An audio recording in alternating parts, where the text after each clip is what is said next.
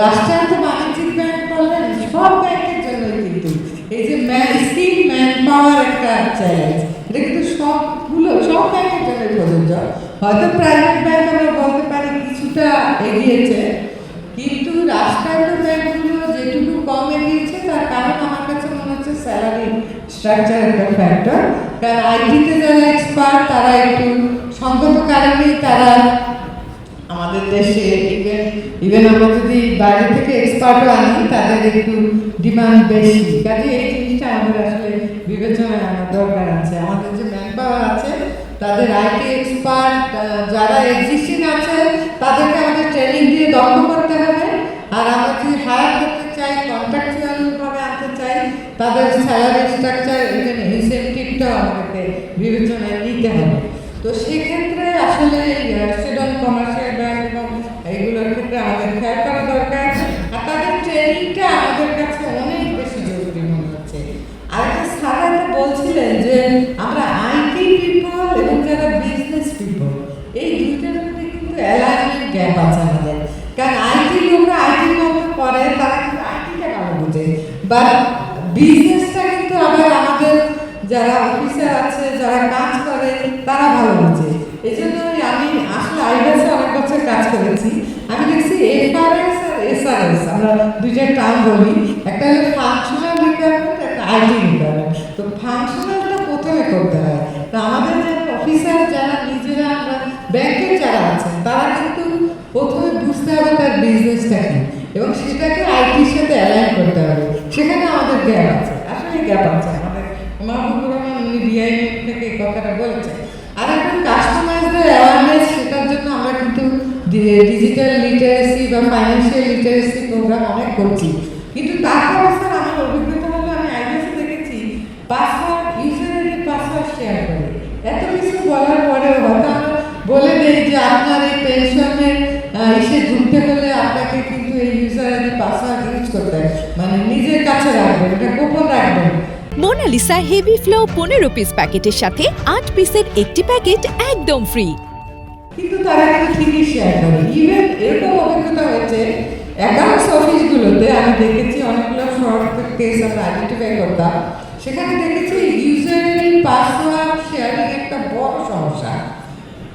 সবাই মিলে একজন বিল সাবমিট করে, একজন ওটা ভেরিফাই করে, একজন পাস করে, সবাই মানে একজন আরেকজনের সাথে শেয়ার করেছে এবং এরপরে বিল নিয়ে চলে যায়, তারা চেক নিয়ে চলে যায়। তো এইগুলো ইভেন ইএমটি হলেও এখানে ওরকম শেয়ারিং করে পাসওয়ার্ড করে ফেলে। তো এই লিটারেসিও আমাদের জন্য মনে হয় খুব বেশি জরুরি। যদিও 2 স্টেজ অথেন্টিকেশন আমরা করি, ওটিপি করছি এখন, কিন্তু তারপরে এখনো আমাদের গ্যাপ আছে। আমি সর্বশেষ একটা কথা বলবো, সেটা হলো সিবিএস নিয়ে কোর ব্যাংকিং সলিউশন, যেটা আমাদের সকল ব্যাংকেরই আলাদা আলাদা আছে। খুবই একটা স্যার আমার ওয়েবসাইটের জন্য এটা আমার একটা নিবেদন। এই কোর ব্যাংকিং সলিউশনে দেখা যায় প্রত্যেকে আলাদা আলাদা ভেন্ডর নেয় স্যার, প্রত্যেকে আলাদা আলাদা ভেন্ডর নিয়োগ করে আলাদা আলাদা কনফিগারেশন দিয়ে করে। তাতে হয় কি একই কাজ ভিন্ন ভিন্নভাবে হয় এবং পাসওয়ার্ড তাদের যে এটা থাকে এটাকে আমরা বলি সোর্স কোড, সরি এই সোর্স কোডটা শেয়ার করে না।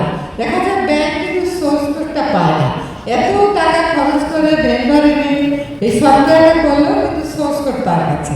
এবং তার ফলে কী হয়, যে কোনো মেনটেনেন্স যে কোনো সমস্যা সে ইচ্ছা করেই হয়তো একটু লাগিয়ে রাখে ওখানে, যে তার উপর ডিপেন্ডেন্ট। এই যে ভেন্ডর ডিপেন্ডেন্সি স্যার, এটা মধ্যে আমাদের যারা ব্যাংকগুলোতে আছে তাদের যখন চুক্তি হয় ভেন্ডরের সাথে ওই সোর্স কোডটা সহ বুঝিয়ে দেওয়ার চুক্তি করা দরকার, যেটা আইডিয়াস পরে করেছে। ফেস ডিটেকশন অ্যাপ যেটা হয়েছে ওটা কিন্তু আমরা এগ্রিমেন্টে করেছি, সোর্স কোড সহ বুঝিয়ে দিতে হবে। তো এটা করলেও কিন্তু আমাদের অনেকটা রিস্কও কমে, ডিপেন্ডেন্সিও কমে। আমি বলবো স্যার এই সিবিএসটা আমরা করতে চাই ফাইন্যান্স ডিভিশনে। মানে আমরা এফআইডিতে একটা মিটিংও করেছি, বাংলাদেশ ব্যাংকের উনি ছিলেন। আমরা এই সিবিএস এর একটা ইন্টিগ্রেশন করতে চাই, যেখানে সব ব্যাংক একইভাবে স্পেসিফিকেশন একই রকম জিনিস থাকবে, একটা করবে সিবিএস হবে, সবাই সবার সাথে এগিয়ে গিয়ে কানেক্টেড হবে। তাহলে হবে কি আমাদের এই ভেন্ডর ডিপেন্ডেন্সিও কমবে, আমাদের মেনটেনেন্সও আমরা নিজেরা শিখবো এবং ওদেরকে প্রপার ট্রেনিং দেওয়া হবে। তো আরেকটা স্যার আমার লাস্ট কথা, সেটা হলো স্যার যেটা বলছেন যে আমরা লিগাল ফ্রেমওয়ার্ক আমাদের আসলে বেসগুলো ঠিক করছি, কেন আমাদের লিগাল ফ্রেমওয়ার্ক হচ্ছে। তো আমি সাইবার নিরাপত্তার অধ্যাদেশটা সর্বশেষ হলো, সেখানে যে জাতীয় সাইবার সুরক্ষা কাউন্সিল করা হচ্ছে, সেখানে আমার এফআইডি নেই। আমি এসে স্যারকে প্রথমেই বলছিলাম যে এখানে বাংলাদেশ ব্যাংক আছে, ইভেন বিএফআইও আছে, তো আমার মনে হয় মিনিস্ট্রি হিসেবে এফআইডি নাই, জানি না, স্যার হয়তো বিষয়টি বিবেচনা করতে পারে। তো অনেক ধন্যবাদ।